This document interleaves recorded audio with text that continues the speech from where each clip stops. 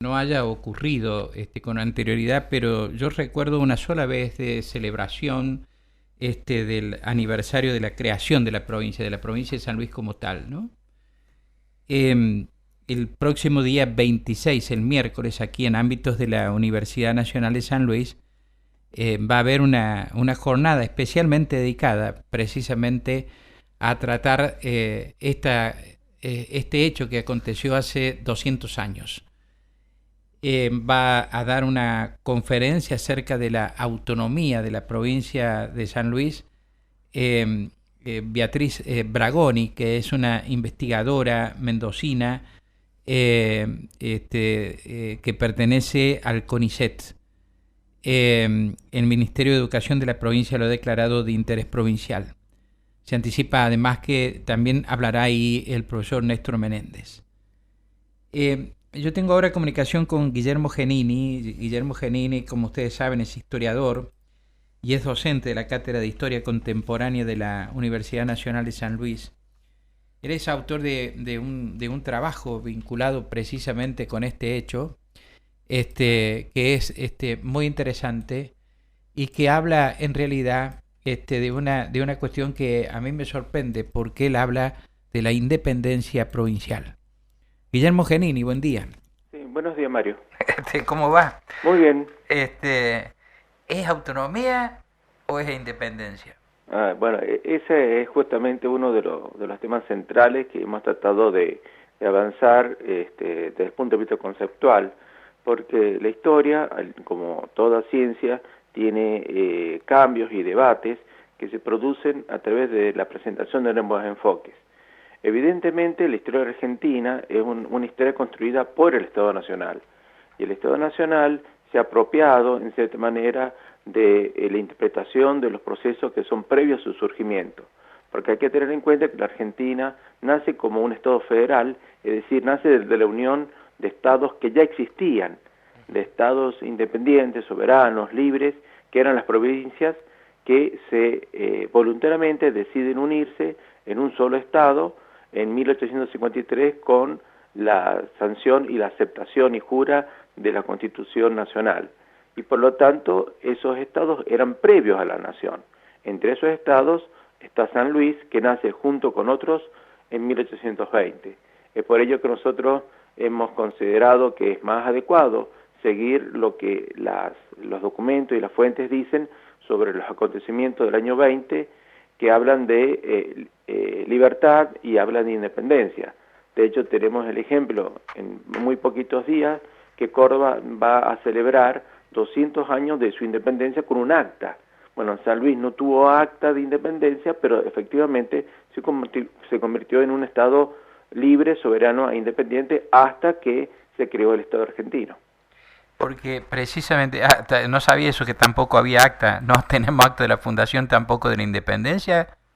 No, ese documento se ha arrastrado durante mucho tiempo y o no está o nunca fue construido. O Ajá, sea, no se construyó como un acto formal. ajá. Pero hay que tener en cuenta que el nacimiento de las provincias argentinas se dan en un periodo bastante corto de tiempo. Entre 1818 y 1821 nacen la mayoría de las provincias que son anteriores a la nación.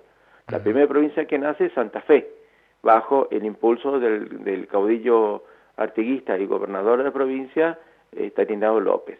La que le sigue va a ser Entre Ríos, también bajo la figura de otro caudillo artiguista como Francisco Ramírez, y en 1820 nace la mayoría.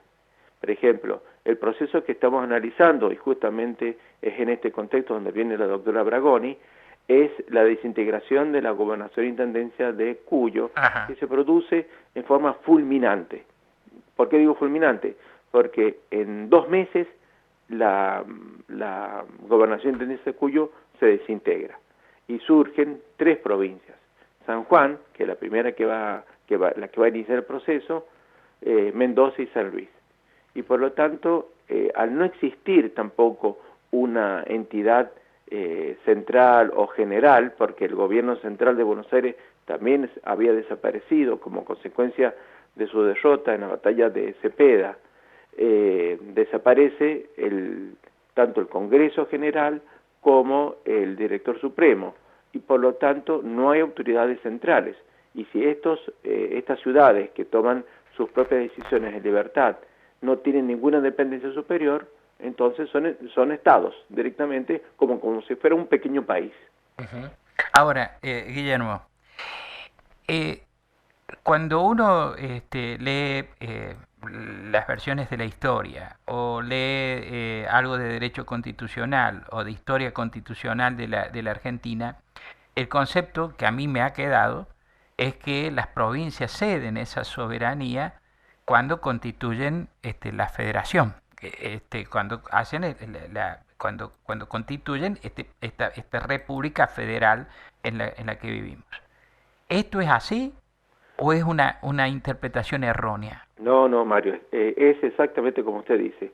Hay que tener en cuenta que la soberanía originaria era la soberanía de la corona española, que retrovierte a las ciudades, es decir, a los pueblos, en la crisis de 1808-1810, pero es manejada y es representada por un gobierno central que estaba en Buenos Aires.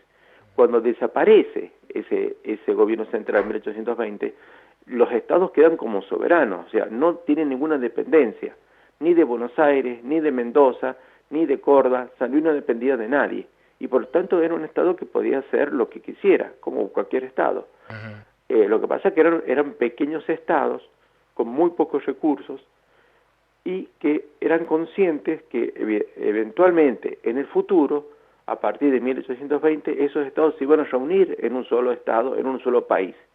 Y es por ello que ellos utilizaron el concepto de provincia, que es un término que hace a una división interna de una entidad mayor.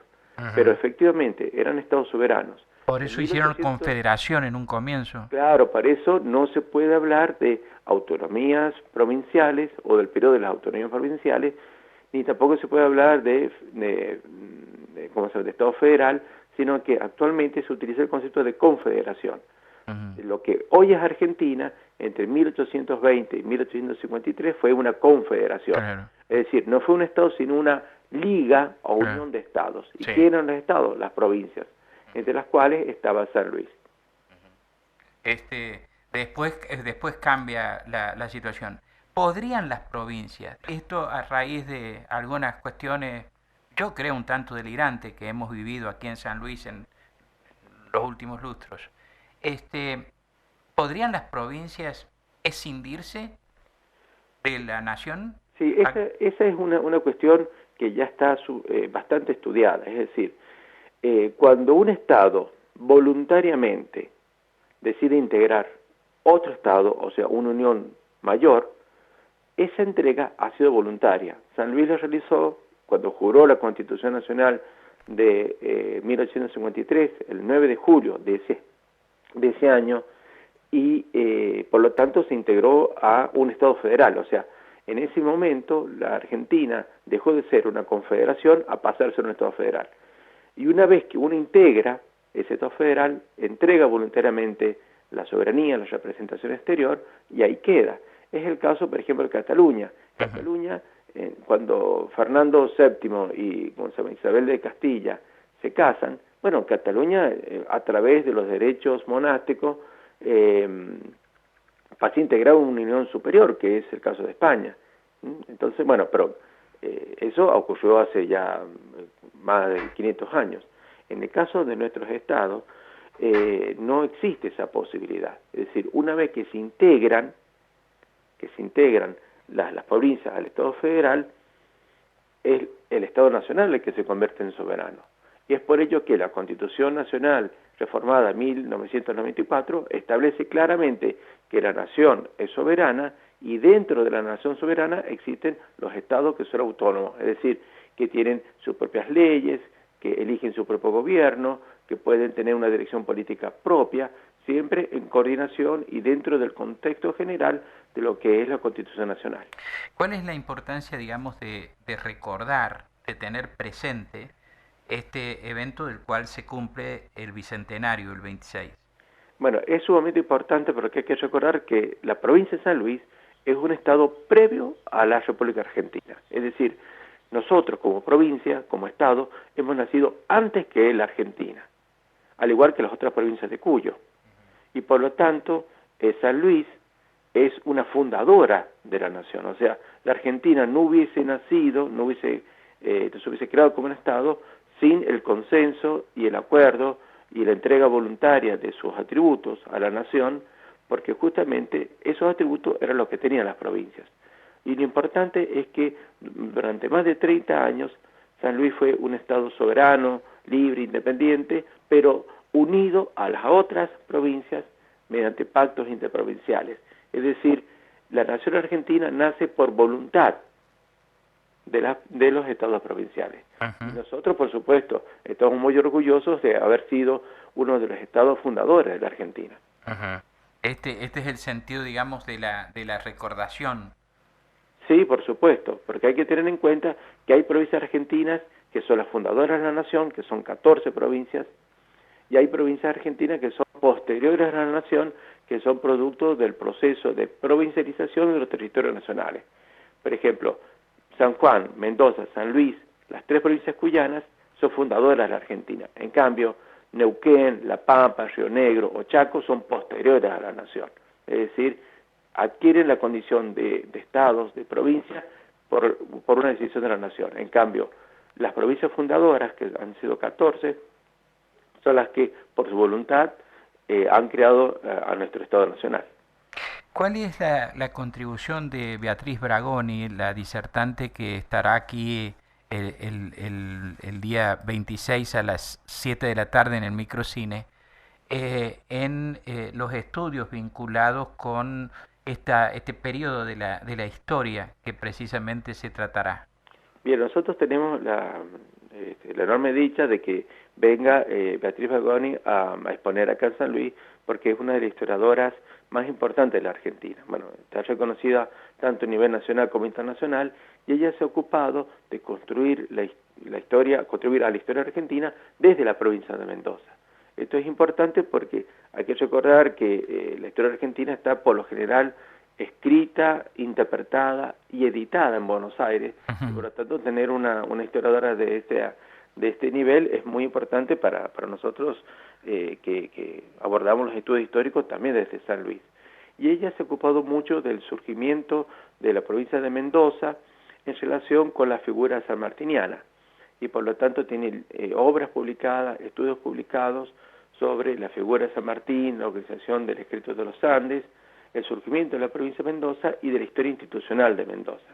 Y por lo tanto, bueno, estamos muy expectantes para saber cuál es su enfoque con respecto a Mendoza, porque hay que tener en cuenta que Mendoza era la cabeza de la gobernación de Intendencia de Cuyo, y en 1820, cuando se produce la sublevación del batallón de cazadores de los Andes en San Juan, se desploma, directamente se desintegra la gobernación de Intendencia, y a diferencia de lo que ocurrió en Tucumán y en Córdoba, Mendoza no impidió que tanto San Juan como San Luis se convirtiesen en estados provinciales. Mientras que en Tucumán, por ejemplo, ocupó militarmente a Santiago del Estero o a Catamarca, que eran las ciudades subordinadas.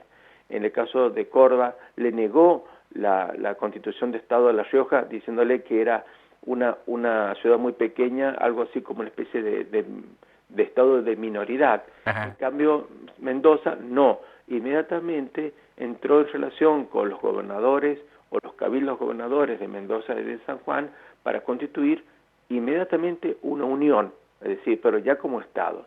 Y es un caso particular, el de Cuyo, porque tiene una dinámica histórica completamente diferente a la de Buenos Aires, a la de Litoral, a la de Córdoba, a la región del Tucumán.